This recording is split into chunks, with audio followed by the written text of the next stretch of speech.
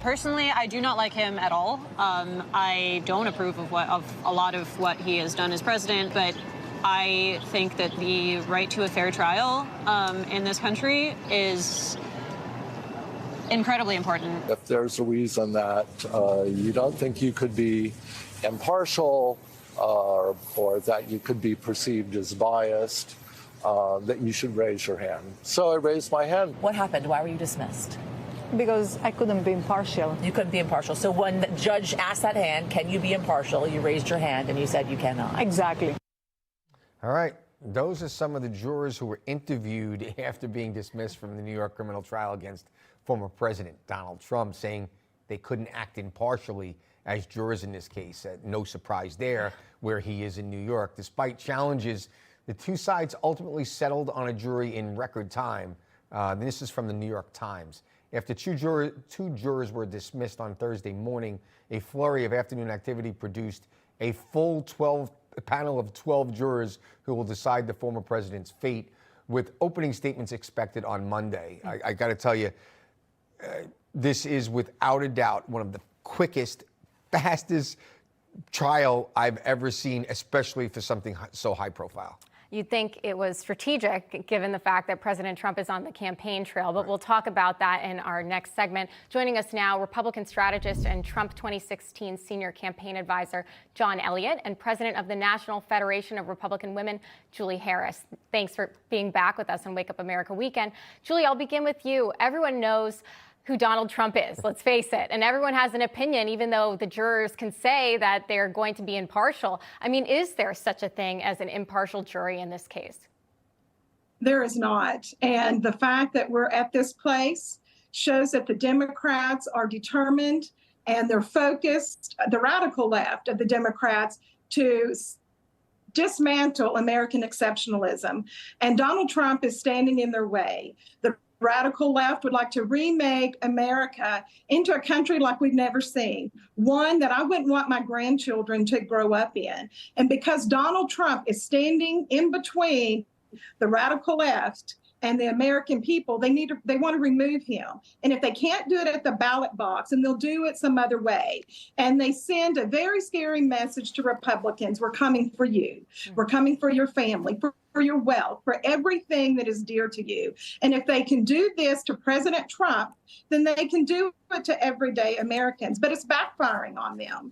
The more that they attack President Trump, and the more that this corrupt justice system goes after him, the more we see him rise in the polls. Mm-hmm. All right, John, the opening statements are set to start Monday. What do you expect? And what are the ramifications going to be? Is it going to be total theater?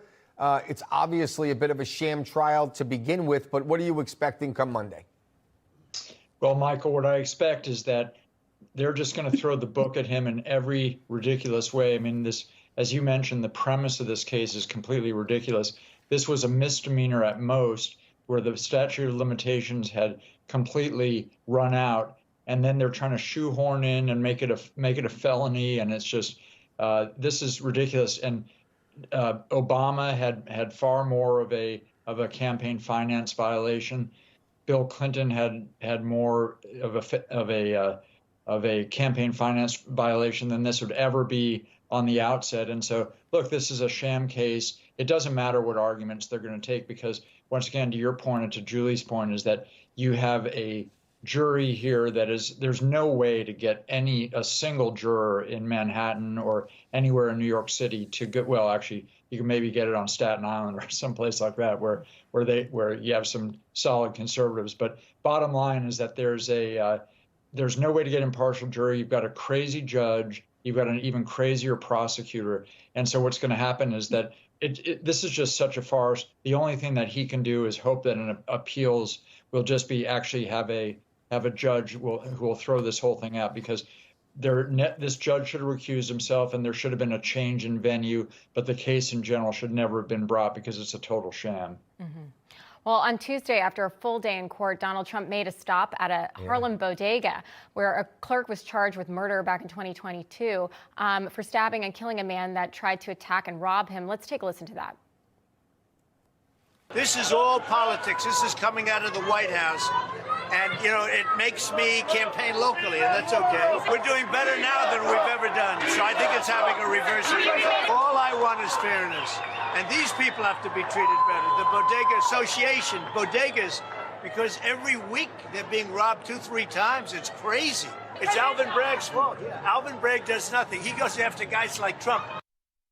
Julie, quick reaction to Trump's day here and his stamina overall. Let's give you 20 seconds Yes. to wrap it up. This is why America loves Trump. They are giving him coverage 24/7 with this sham trial.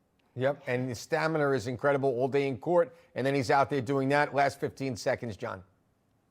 Well, yeah, he's the best artist in terms of jujitsu to have this total lawfare waged against him in the court, and then after he gets out of court, to put the point on that this AG is not defending the bodegas and others from rampant crime in the city. So he had to focus on his job, clean up the crime, and stop going after this president with just this ridiculous lawfare. It is profound to stand there and say violent crime they don't care about, but they just want to go after Trump. John Elliott, Julie Harris, thank you so much for sticking around. We appreciate having you on Wake Up America Weekend. Thank you, Michael. Thank you, Krisha. Thanks. All right, we have